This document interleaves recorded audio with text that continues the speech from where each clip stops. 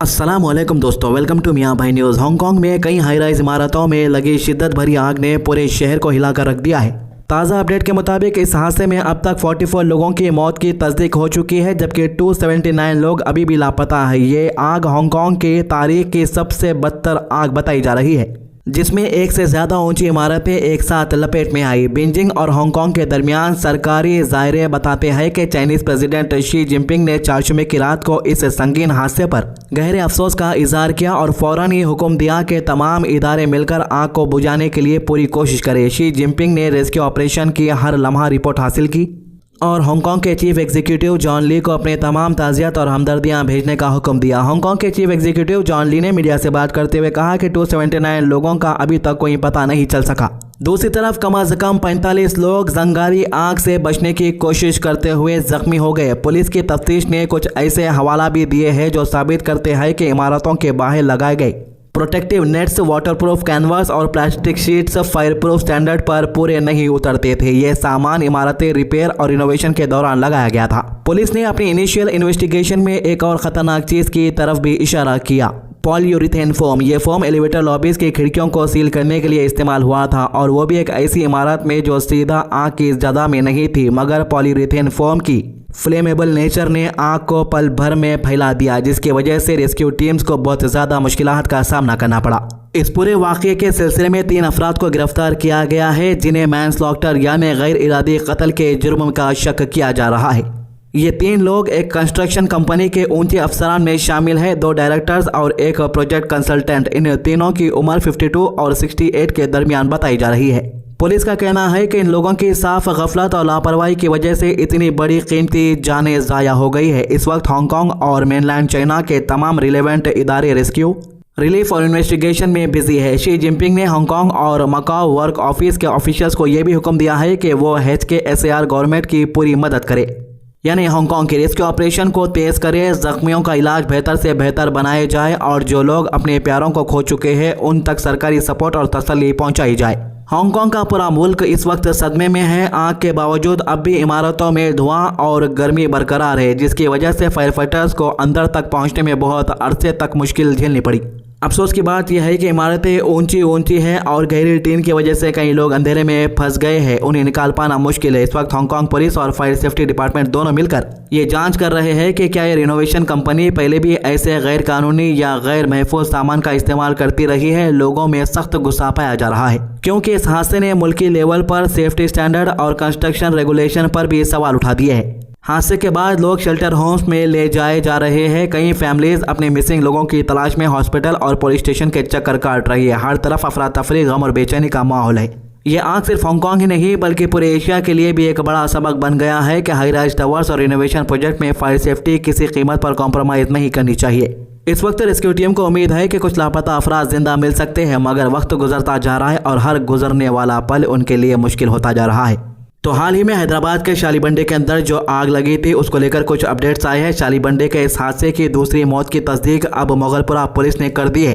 Police के मुताबिक Shalibanda fire का दूसरे शिकार खिलवत के रहने वाले रियल्टर मीर साजिद अली थे। पुलिस कह रही है कि जब गोमाटी इलेक्ट्रॉनिक्स के अंदर जोर जोर के धमाके हुए और अंदर रखे इलेक्ट्रॉनिक सामान फटने से एक बड़ा शटर का टुकड़ा बाहर उछलकर सड़क पर गिरा। उसी वक्त साजिद अली अपनी स्कूटर पर वहां से गुजरे और वो लोहे का बड़ा टुकड़ा सीधा इनसे टकरा गया, जिसकी वजह से इन्हें वहां जख्म होकर गिर गए और इनकी मौत हो गई।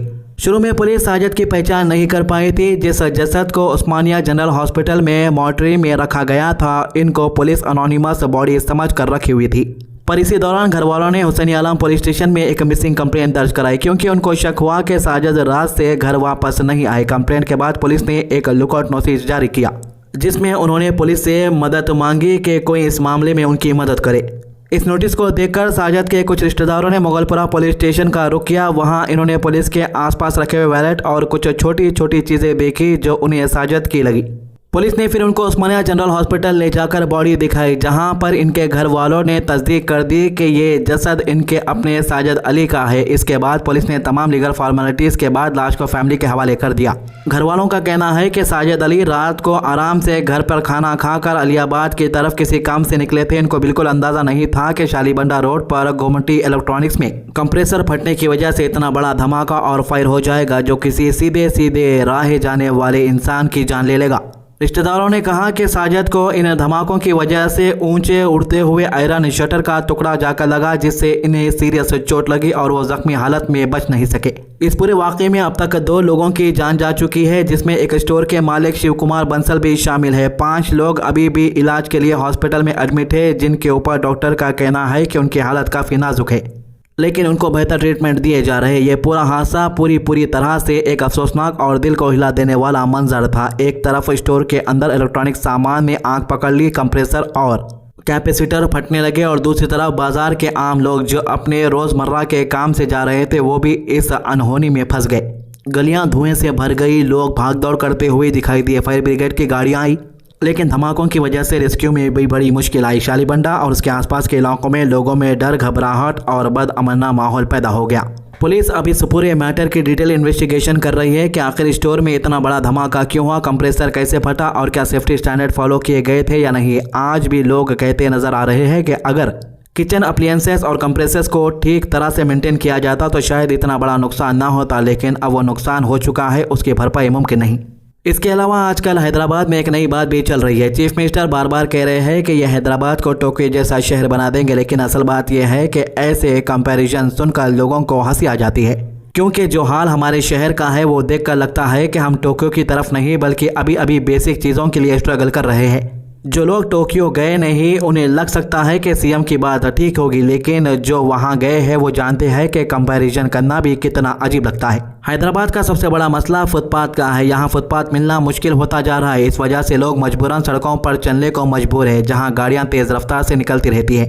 लेकिन टोक्यो जैसे शहर में फुटपाथ इतने वाइड होते हैं, यानी चौड़े होते हैं कि हमारे रोड उनके सामने छोटे लगने लगते हैं। और ये सिर्फ फुटपाथ का इशू नहीं है, बल्कि पूरा पब्लिक ट्रांसपोर्ट सिस्टम का फ़र्क है जो हमारे शहर को पीछे कर देता है। जापान में डेली लाइफ का सबसे बड़ा सहारा इनका मेट्रो और सबवे सिस्टम है। यहाँ हर 2 स्टेशन के बाद आपको दूसरी लाइन मिलती है, जहाँ से आप आसानी से रूट चेंज कर सकते हो। किसी को कैब लेना हो तो वो सोचता है कि कितना महंगा पड़ेगा, इसलिए लोग पब्लिक ट्रांसपोर्ट को ही तरजीह देते हैं। यहाँ का सिस्टम इतना स्ट्रांग और वेल प्लान्ड है कि कम्यूट करना इंसान की लाइफ का स्ट्रेस कम कर देता है। लेकिन हमारे हैदराबाद में सिर्फ 3 मेट्रो लाइन्स है और उनमें भी लाइन से चेंज करने के लिए काफ़ी दूर तक जाना पड़ता है। ऊपर से लास्ट माइल कनेक्टिविटी का प्रॉब्लम अलग। मेट्रो लेकर भी आपको कहीं ना कहीं फिर ऑटो या कैब लेकर अपने घर जाना पड़ता है। आरटीसी हमारा है, लेकिन वो भी इतना ओवरवर्ल्ड है कि कभी बस टाइम से आती नहीं, कभी जगह नहीं होती। पूरा ट्रांसपोर्ट सिस्टम एक स्ट्रगल बन गया है। इसके मुकाबले में टोक्यो की कनेक्टिविटी एक मिसाल है। टोक्यो शहर के कोने कोने तक मेट्रो जाती है, लोगों के लिए लाइफ आसान होती है, वक्त भी बचता है और सफ़र भी कंफर्टेबल होता। फिर बात हाइजीन और सफाई की आ जाती है। हम सब जानते हैं कि हैदराबाद की सफाई और जनरल हाइजीन का सिचुएशन बहुत ही अफसोसनाक है। यहाँ सड़कें हो, गलियाँ हो या पब्लिक जगह हो, हर जगह धूल, कचरा और गंदगी नजर आ जाती है बाहर निकलने के बाद। टोक्यो में लोग लिटरली वाइट शूज़ पहनकर पूरा शहर में घूम लेते हैं और उनके जूते गंदे तक नहीं होते। अगर अपन यहाँ पर हैदराबाद के अंदर घर से व्हाइट सॉक्स पहन के अपनी बाजू की किराना दुकान जाके आए तक व्हाइट सॉक्स ब्लैक हो जाते।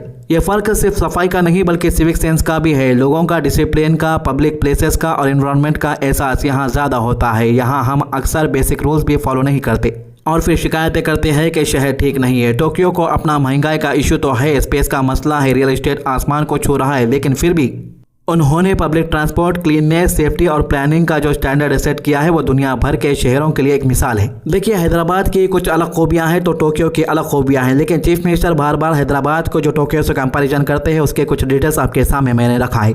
तो ये थी अभी तक की अपडेट। आज की अच्छी बात, हुजूर सल्लल्लाहु अलैहि वसल्लम ने फरमाया, अगर कोई साहिब ताकत हो तो उसे निकाह कर लेना चाहिए, क्योंकि नज़र को नीचे रखने और शर्मगाह को बदफली से महफूज रखने का ये ज़रिया है। और किसी में निकाह की ताकत ना हो उसे रोज़े रखने चाहिए, क्योंकि वो इसकी शहाफत को ख़त्म कर देता है। बुखारी 1905।